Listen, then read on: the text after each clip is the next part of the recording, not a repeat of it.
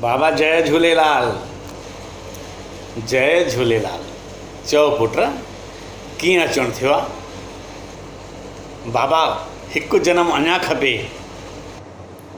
छा हिकु जनम अञा खपे? अड़े दिमाग़ु ख़राबु थियो अथई यार। माण्हू चवंदा आहिनि जनम मरण खां छुटकारो मिली वञे ऐं तूं चईं त हिकु जनम अञा खपे। ऐं ज़रूरी आहे भई जेको जनम मिले तोखे वरी माण्हूअ जो ई मिले? न बाबा, माण्हूअ जो घुरे बि केरु थो? छा माण्हूअ न खपई त छाजो जनम खपई? बाबा कुते जो जनम खपे। छा कुते जो जनम? अरे दिमाग़ु ख़राबु थी आहे। माण्हू चवंदा आहिनि माण्हूअ जो जनम मिले, तूं चए कुते जो जनम मिले? कुते जो जनम काॾे कंदे? ऐं कुते जो जनम वठी कंदे छा तूं? उन सां फ़ाइदो छा आहे? फ़ाइदो छा आहे? बाबा कुते जी क़िस्मत ॾिठी अथव? ही वॾियुनि वॾियुनि कारुनि में घुमंदो अथव, महांगियुनि महांगियुनि कारुनि में घुमंदो अथव ऐं छोकिरियूं पंहिंजी हंज में उनखे खणी करे वठी ईंदियूं अथव। तव्हां चओ त कुते जो जनम काॾे कंदे? न उनखे पंहिंजी रोटीअ जी चिंता, न कमाइण जी टेंशन, न GST, न फलाणो न ढेकाणो, त तव्हां चओ त कुते जी इज़त काॾे कंदे? तव्हां ॾिठो अथव वॾा वॾा पैसे वारा माण्हू सुबुह सां उथी करे कुते खे वञी जंजीरें पकिड़े घुमाईंदे अथव, पूरी सैर कराईंदे अथव, पंहिंजे घर वारनि खे एॾो न वठी वेंदा अथव जेतिरो हिन कुते खे घुमाईंदा आहिनि। तव्हां चओ था कुते जी ज़िंदगी काॾे कंदे? ॿियो त ॿियो, कुते जी कॾहिं थोरी घणी तबियत ख़राबु थिए, को छिकूं ॾे या हल्को सो बुखार बि थिएसि त दुकान जो कमु छॾे माण्हू पहिरियों कुते खे डॉक्टर ॾे वठी ईंदा आहिनि।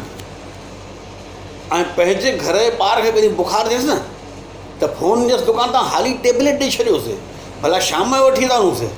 तॾहिं तव्हां चओ था कुते जी ज़िंदगी काॾे कंदे? हाणे तव्हां ई ॿुधायो हिन खां वॾो क़िस्मत वारो केरु थियो?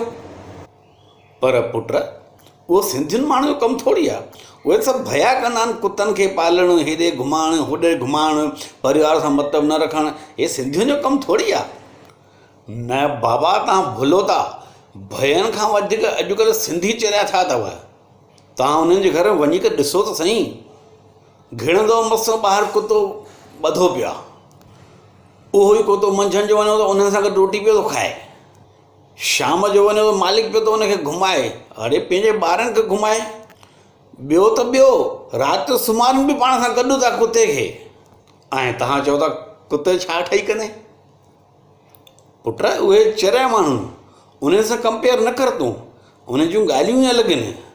भला तूं ई ॿुधाए, जेको ॿारनि खां वधीक कुतनि खे प्यारु करे उहो माण्हू कहिड़ो? इन करे पुट इन्हनि जे चकर में न पओ ऐं जनम मरण जे चकर में न पओ ऐं ॿिए जनम में चकर न पओ। बिना मतिलब जे कुतो ठहण कोई ॻाल्हि न आहे।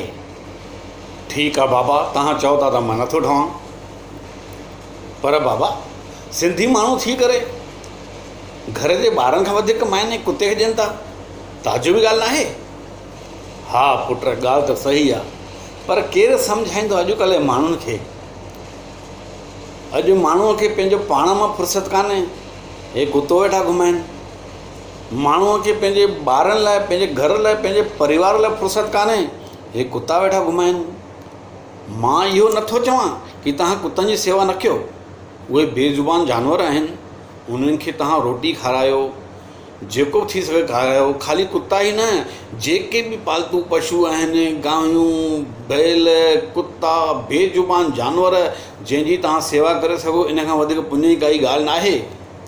पर कुतो ईअं पालियो कि माण्हू तव्हांजी इज़त कनि, ईअं न कि परिवार खां वधीक कुते खे पाले वेठा आहियो। छॾियो बाबा, तव्हां हिनखे सम्झाए न सघंदव। जंहिंखे भूत सवार आहे कुते जो, त उनखे भूत सवार ई हूंदो। तव्हां अञा ॾिठा काथनि? अञा त माण्हू कुतनि खे हंधि ते विहारे करे उनखे सीर ॾींदा अथव, फणी करे उनजी जूं कढंदा अथव। अड़े कुतनि में छा जूं? पर केरु पुॼे हुन सां? टेंशन वारा कम साईं।